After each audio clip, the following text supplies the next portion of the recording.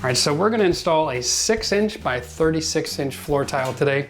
This is a porcelain tile, but it's not a rectified tile, which means that there is a bad warp in the floor.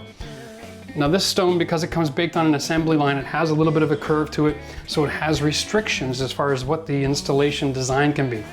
Generally speaking, we go with a 1/3 offset rule. So one tile will finish to here, the next one will start no more than 1/3 of the tile up. And this keeps the curve humps a little closer together, so there's not an exaggerated distance in the height of the stone once it's installed. So what we have to do is, when you're considering the layout on a floor, you have to think, when you come through the bathroom door, what's the first thing you're gonna see? And in this room, it's right here in this corner. This is gonna be sexy, beautiful shower, custom glass, and this right here is what you're gonna see. So what we wanna do is we wanna have this tile coming right off here. Okay, and coming right to the front door. We don't want to have an ugly cut, so we don't start on an outside wall. Now traditionally it's a little more difficult to start in the middle of the room, but the benefits are dramatic. We're gonna have a vanity over there, cut tiles are hidden underneath. Over on this side, it's away from the action, okay? So it doesn't really matter if we have a cut tile along the side of the wall.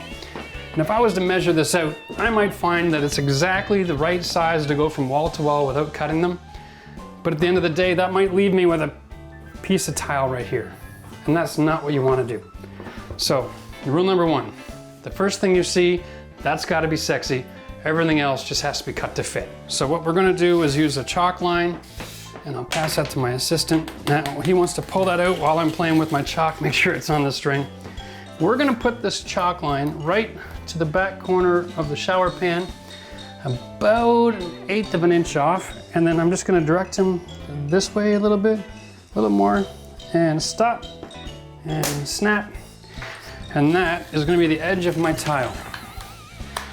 Because what we're going to do is we're going to start at the corner, and then we're going to fill this side, and then work towards the door as we fill both sides off of this line. So this is important that this never gets rubbed off or covered in cement, because this will keep everything nice and straight. So when you walk in the door, the line is straight as an arrow, right up the side of the shower, just the way you want it. One of the keys here is, when we're doing a 1/3 offset and you have a 4-foot long shower base or something else like that that's in your line of sight when you come in the room, is you want to try to set this up so that you don't have the tile finishing 1 inch shy of the shower base. That would look stupid. So what we're going to do is we're going to set this up where this tile is 1 foot off the shower. Okay, so we'll get that established. And then we cut a few tiles in advance, knowing we're going to go 1/3 offset. This one's cut at 2 feet. It will start right next to it. And then we'll do a full tile off of that. And so then this becomes our pattern, where it's perfectly laid out, 1/3 offset, and that's going to be beautiful. And now visually, I'm not concerned about what the dimensions are behind the toilet. Again, that's out of the line of sight. It's not an issue. I'll probably have a tile come down here.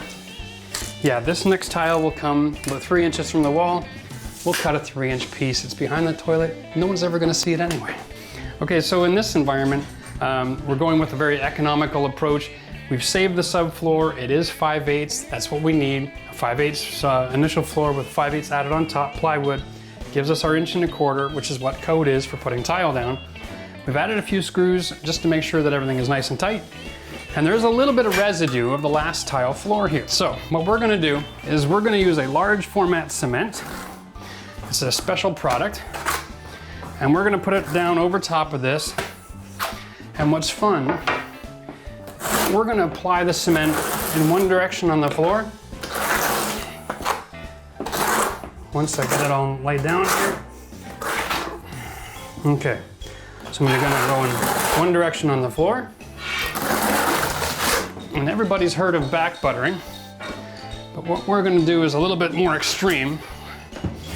We're gonna actually use the notch trowel on the tile itself, and we're gonna do a back butter. Here, that's a little noisy in there. We're gonna do back butter with the grooves going the opposite direction. Now these mortar bed lines will intersect, and that'll actually sit nice and high off the floor. and make it very easy for us to level this floor out. Now we're just gonna set it in gentle. Again, one of the rules of tiling is you want about 90% adhesion on the stone. When you do it this way, you're guaranteed that, even with a bit of the warp in the stone. I'm gonna just guess about 12 inches. Ooh, that was 1/8 of an inch off. Crying shame. Here we go. So you'll notice that when I put the tile down, I didn't add a lot of force. And that's because, remember we talked about the warps. There's always going to be about a 1/16 of an inch coming and going, rolling, almost like an ocean wave.